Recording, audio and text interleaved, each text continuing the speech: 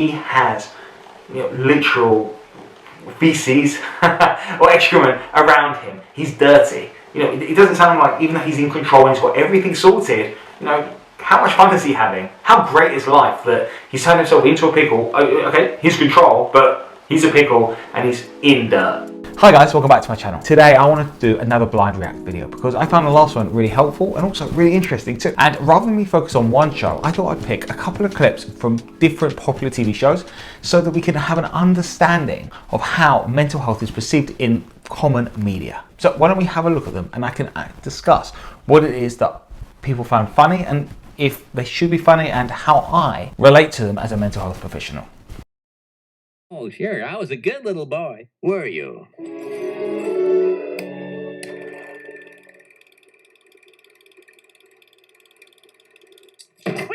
I'm Dick Tracy. Bam! Take that, prune face. Now I'm prune face. Take that, Dick Tracy. Now I'm prune Tracy. Take that, Dick. Stop it at once. Stop it. I can't believe I was such a terror. He couldn't remember how he was, honestly. He had to forget. This is something which you don't need to go to a nut house or to a hospital to feel the same way. We have ways of creating new relationships to our past in which it enables us to feel happy sometimes and to forget about them, but also to remember the sad points. It's normal to remember those sad points because it's a way of our brains telling us when there's something right, when there's something wrong, and what it is that we need to do to stop feeling that way, stop having that same way of relating to the world. Well, neither could your parents. That's why they brought you to me. Well, I'm afraid young Ned is unusually aggressive, but I can't seem to find a cause for it. Hey, get down from that bookshelf, please. Most of those books haven't been discredited yet. Would you please tell your son to stop? We can't do it, man. That's discipline. That's like telling Gene Krupa not to go boom, boom, bat, bat, bat, boom, boom, bat, bat, bat, boom, boom, boom, bat, bat, bat, bat, bat, boom, boom. Lack of discipline. I'm beginning to see the problem. We don't believe in rules. Like, we gave them up when we started living like freaky beatniks. Now, you don't believe in rules, yet you want to control Ned's anger. Yeah, you've got to help us, Doc. We've tried nothing and we're all out of ideas. No boundaries, therefore Ned is acting out to try and get a handle on what's safe, what's not, who's in control, what he can do. Prime example of someone not having any boundaries and being really angry as a result, looking for someone to help them, to narrow their vision, to help them know what the best next step is for them, to direct them so that they feel safe, warm and in control. You have all this energy and all the options in the world and you don't know what to do with them, you're just going to kick off, not knowing how to be, what to do and who's in charge. There is an experimental therapy that might help Ned contain his anger. It was known as the University of Minnesota Spankological Protocol.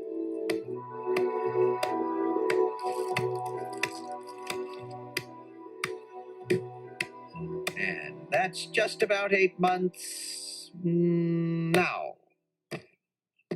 Well, Ned, how do you feel? I feel fine. You don't feel angry? Positively not a Reno. How do you feel about me? Pretty darn diddly. He has to smack Ned over and over again for 8 months, stopping him from being able to feel any anger. You see him twitching a little bit. Fine. Fine is a word which actually I don't like. If everything's fine, that means that there's nothing good happening and nothing bad. And all he is fine. And fine isn't actually all that great. Fine means there's nothing bad happening, which is fantastic, but also nothing good happening either. It's bland. It's nothing. It's just fine. How do you feel about me? Pretty darn diddly. Even look, he's frowning and he's got his fist clenched, but he doesn't feel able to articulate or say his feelings. He's just stifled them, pushed them down over and over again, hoping that they'll go away. So why have you come to the session? It was a birthday present for my father. Is that a joke? No. Why would anyone go to therapy as a present? Why should she go to a therapy session because her father told her to? Therapy is something which is rewarding because you've chosen it. It's a path which Therapy is something which we will have to do because we want to do it, because we see value in it. If someone else is telling you to go and paying for it, okay, you might get a little bit of reward from it, but you won't be invested in it. By making that choice and choosing the right therapist for you, you're picking the person that you can go on an adventure with. And that adventure will lead to you feeling freer and more in control of your life. Therefore, no wonder she says, is that a joke? Because someone's giving it to her as a birthday present, hoping that they're going to change. And, you know, what's the relationship like with her and her father, that the father feels that she should change? Therefore, take this present, go to therapy, and you'll change to make you, what, more like him, the way that he wants you to be? What's the purpose of that? And, you know, again, comedy show, I get that. But why is it that someone else should buy her a therapy session for a present, hoping for what? What's the purpose of that? It would be good not to make jokes in here, just in case anything gets lost in humorous translation. Oh, I don't know if I can do that. Why would the therapist tell her not to make jokes? It's about someone being present for whatever it is that the client brings up. So if the client wants to make a joke, let them make a joke. Let's understand why they feel the need to make a joke. Let's understand why, if you went to therapy, you might want to make a joke. Cut the tension, say something without feeling too bad about it. It's okay to make jokes in therapy, but it's my job as a therapist to understand why you need to make a joke. Because if you're making a joke with me, you're probably making a joke with other people too, when things get tough, and that you making a joke could lead to you feeling disempowered in other areas of life, not able to match or understand or deal with an emotional response when it comes up. Is that a joke? No. Oh, just try not to make it very obvious. Sure. So why do you think your father suggested you come for counselling? I think because my mother died and he can't talk about it. And my sister and I didn't speak for a year because she thinks I tried to sleep with her husband, and because I spent most of my adult life using sex to deflect from the screaming void inside my empty heart. I'm good at this. Although I don't really do that anymore. Using something else like sex in order to not feel any pain or remorse or anger or frustration, or to fill the void. Using something else. And some people use sex, some people use drugs, alcohol, video games, another habit which might not be what they want in reality. They're working towards something, trying to get rid of an emotional vulnerability, a void, and they'll use other actions or substances in order to do that. That doesn't make it right or wrong, but how helpful are those actions in terms of your or her life in general? I'm good at this. Although I don't really do that anymore. You close with your family? We get on with it. She said, I don't really do that anymore. Great. What do you do now then? How does it work? How do you use life in order to feel good, to feel rewarded, validated? Where's your sense of control? Do you talk? God, no. Any friends? Sorry? Any friends? No, I don't really have time for... Well, I have a guinea pig, but she blows hot and cold. Not a joke. Tell me about the sex. Very honest question. Good that she feels comfortable, the counsellor feels comfortable enough to ask that question, because we need to bridge those sorts of questions and that vulnerability to make sure that nothing is off the table here. All of it? You said you don't do that now. Oh, no, I just play tennis now. Tough crowd. Sorry.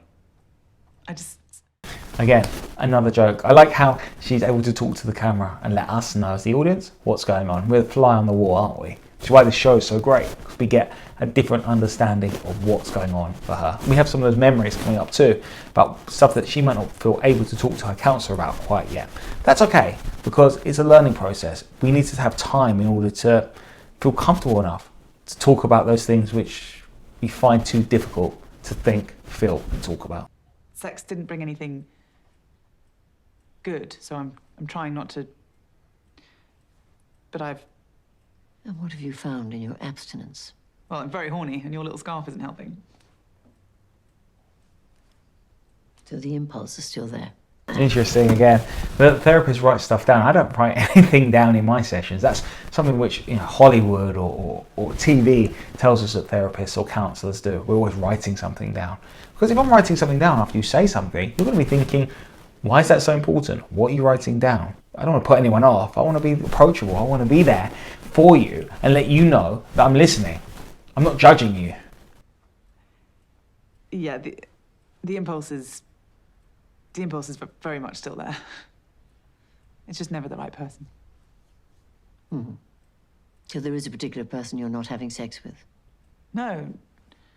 Well, nothing's happened. He's not available. In a relationship? Yes, a bad one.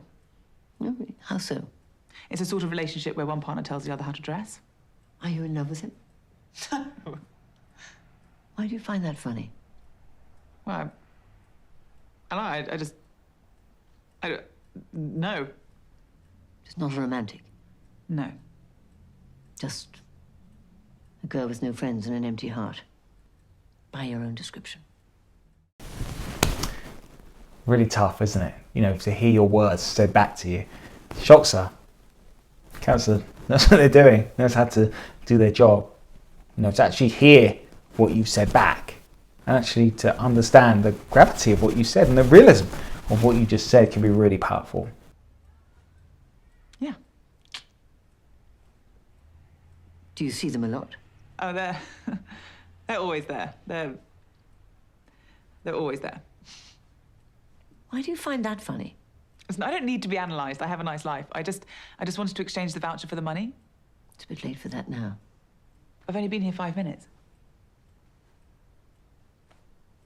I want the money. I want to fuck a priest. Catholic? Yes. A good one. Yes.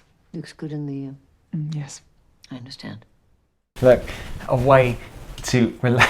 It's interesting, isn't it? She's so standoffish to begin with, but actually when it comes down to it, she can relate to the character. The relationship between the counsellor and their client is all built on relatability. You need to be able to know that you can both understand each other, that you get what each other are saying, and you feel comfortable enough to talk about it. Do you really want to fuck the priest, or do you want to fuck God? Can you fuck God? Oh, yes. Just please tell me how to not fuck a priest before I get arrested. Well, I don't think fucking a priest will make you feel as powerful as you think it will. Can you just tell me what to do? You know. You already know what you're going to do. Everybody does. I get asked all the time, what do I do in this situation? An expectation that I have all the answers. What I say to my clients when they say that is, what works for me is becoming a counsellor because I love my job. Therefore, why don't you just go and do that? And 9 times out of 10, they say to me, I don't want to be a counsellor. In fact, I don't think anyone's ever told me they want to be a counsellor based on me saying that. They've all got their own lives. We've all had our own expectations or experiences in the world, and therefore our expectations change. Why would anyone want to follow in anyone else's footsteps? Why would what I think's right be right for you? It doesn't work like that. But what works is finding your own way. You already know what you're going to do. Everybody does. What? You've already decided what you're going to do. So what's the point in you? You know what you're going to do. No, I don't. Yes, you do. Yeah, a very challenging client there. What's the point in you? And she didn't have an answer for her. Again, the point of me is to walk by your side and help you to get a better understanding of why you make the decision, rather than just making it and having to live with the consequences. Club soda, please. Bojack Horseman, actually one of my favourite programmes. On paper, he's got everything. He's rich, he's successful, he's a TV star. He should be happy in this life. However, we can see throughout the show that just because you have all these material accolades or material objects and items doesn't mean you're going to be happy. You can still be looking for something. There could still be things that you don't feel in control of. So it's great that this show came out because so many of us are looking to be better, be successful, be rich, to take care of all those different parts of ourselves which we're expected to do, but they don't actually lead us to feeling happy. And this is a prime example of that. Let's see what this clip is. Nerd! Dr. Champ, what is your plan? Just gotta drink enough to be steady. Then you take me back to pastiches and keep me out of trouble. Yeah, so this was an actual counsellor or a psychologist that Bojack was seeing while he was in rehab. He saw this therapist when he was in rehab for drug and alcohol addiction. And you'd think, as a therapist, you should be perfect. However, my first ever interview was, tell me about all the mistakes that you've made. Or rather, tell me about the biggest mistake that you've made. Just because the therapist was an alcoholic, that doesn't mean that he's wrong or bad. And he's relapsed, which is a real shame. But do you see, just like everyone, we're all human. Therapists are no different from anyone else. But what you'd hope from picking a therapist is that they know their blind spots and they know what it is throughout their lives they need to watch out for, and also what they've learned through that process. That way you don't have to go home and I can be a good therapy horse. All my clients get sober, I am a winner, put my picture on a magazine. Look, I can't let you go back there drunk. You don't care about me. You're scared of this guy. You can't help anybody else unless you're honest with yourself. Know what I mean? No, Again, that reminds me of my first lecture. The first thing the lecturer said to us was, put down your pens and tell me who is the most important person in that therapy room. They all put their hand up and said, the client is, of course, the client or the patient is the most important person. He said, you're all wrong. He said, you are. As a therapist, you need to make sure that you're the most important person in the room, because if you don't look after yourself, then you can't help anyone else. And this is something that I tell all my clients, because people always want to help other people be better because other people expect them to be. However, if you're not able to look at yourself and want to get better for you and be able to look after yourself because you want to, it's never going to stick and you're never going to be good at it. It's never going to be a part of your life. So when someone comes to me and says, I'm going to get rid of all my bad habits and just live a better life, you have to stop and think, why are you doing it? Who are you doing it for? And are you actually going to enjoy being that person? Know what I mean? No, I never know what you mean. In fact, maybe I wouldn't be so scared if you give me some real therapy over the last 6 months instead of just plying me with folksy aphorisms. I'm not a therapist. I'm a therapy horse. A subtle but legally important distinction. Besides, you wouldn't accept real therapy from me. Oh? And why's that? Gee, I don't know. Maybe because I'm a horse. So I remind you of your father, so you simultaneously resent me and crave my approval. An approval which, ironically... That's something called transference and counter-transference. Transference is the way that the client sees the therapist. So in this respect, Bojack's seeing his therapist in the same way that he sees his father. And that's really important to acknowledge, because as we see other people in life, we're always looking at them, seeing similarities between friends, relatives, or just people in general throughout life. So I want to recognize that. Just like the therapist here is saying about Bojack, he's able to go, okay, how can I use this relationship to work through the relationship that maybe Bojack wanted with his father, the anger, the frustration, the sadness. With Bojack, maybe he's looking for another horse to offset and offload all his anger and frustration onto them, which is why he doesn't get on with them, and why the therapist doesn't think that he will ever listen to his advice or his counselling techniques or process.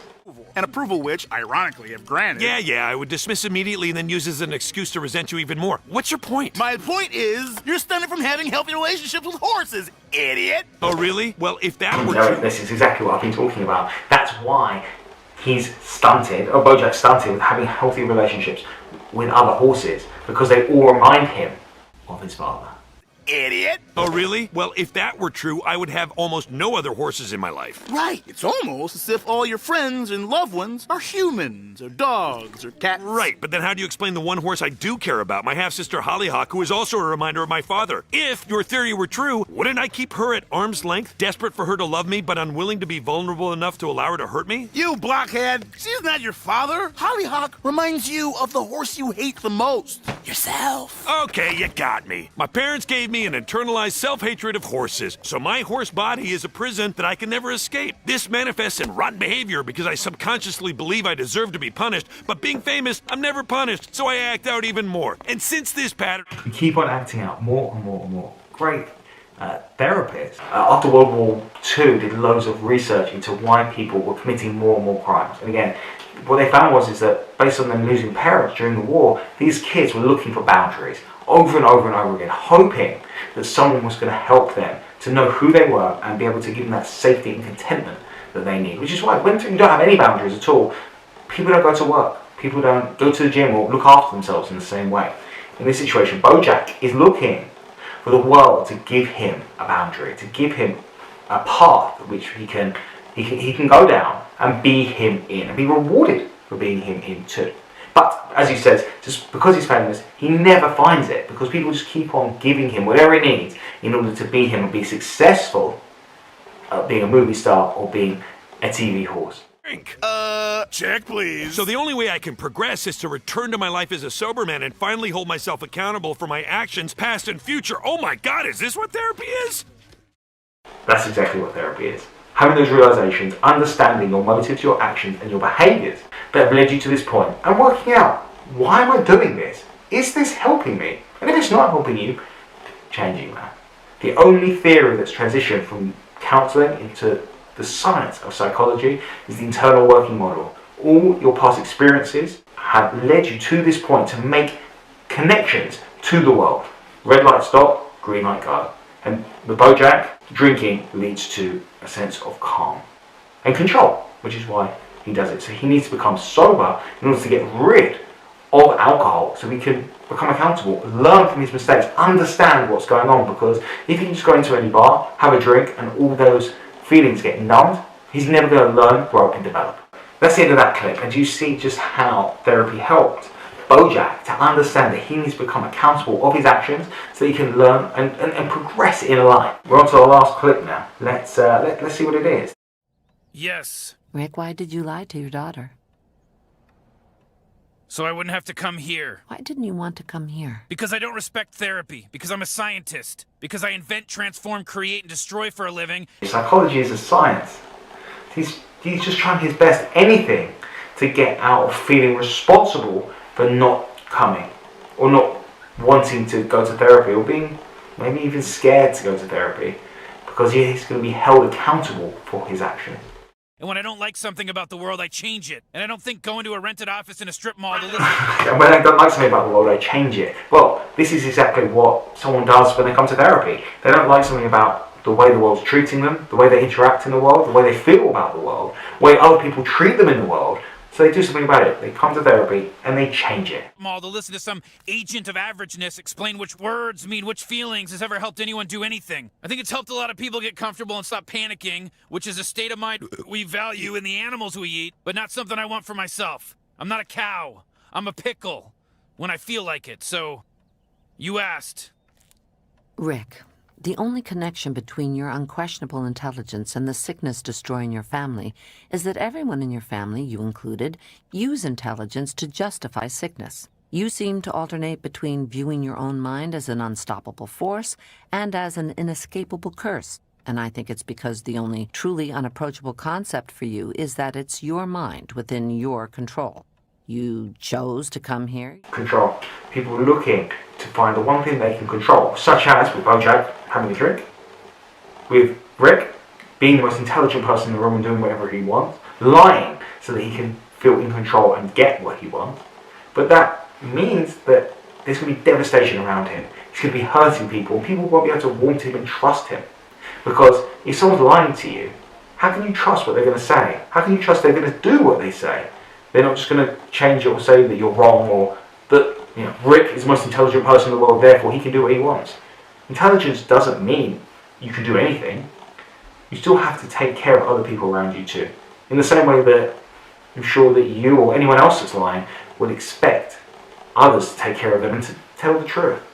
You chose to come here, you chose to talk, to belittle my vocation, just as you chose to become a pickle.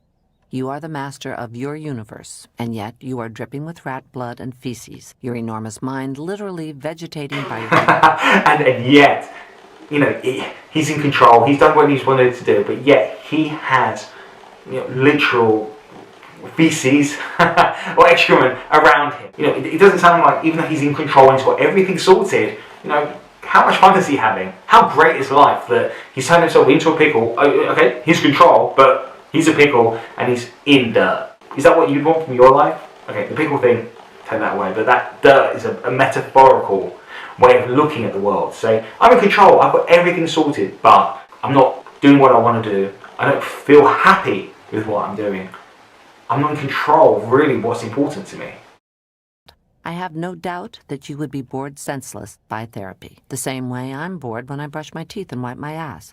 Because the thing about repairing, maintaining, and cleaning is, it's not an adventure. There's no way to do it so wrong you might die. It's just work. And the bottom line is, some people are okay going to work, and some people, well, some people would rather die.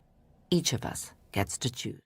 Well, just because brushing your teeth is boring, just because looking after yourself is boring, doesn't mean you shouldn't do it. It just means that you need to make sure you do those things so that you feel a little bit more in control. You get those things ticked off, and then once you feel that level of safety, now you can go and attack the world, do what you want to do. But if you're not even willing to look after yourself, even though it's so boring, how are you ever going to feel in control of anything else in your life? Rather die. Each of us gets to choose. No one else gets to choose. You just have to do it. That's our time. I'm going to give you guys my card and hope to hear from you again. And if you have any friends or family that eat poop and would like to... That's the end of the session. Make sure that those boundaries are intact.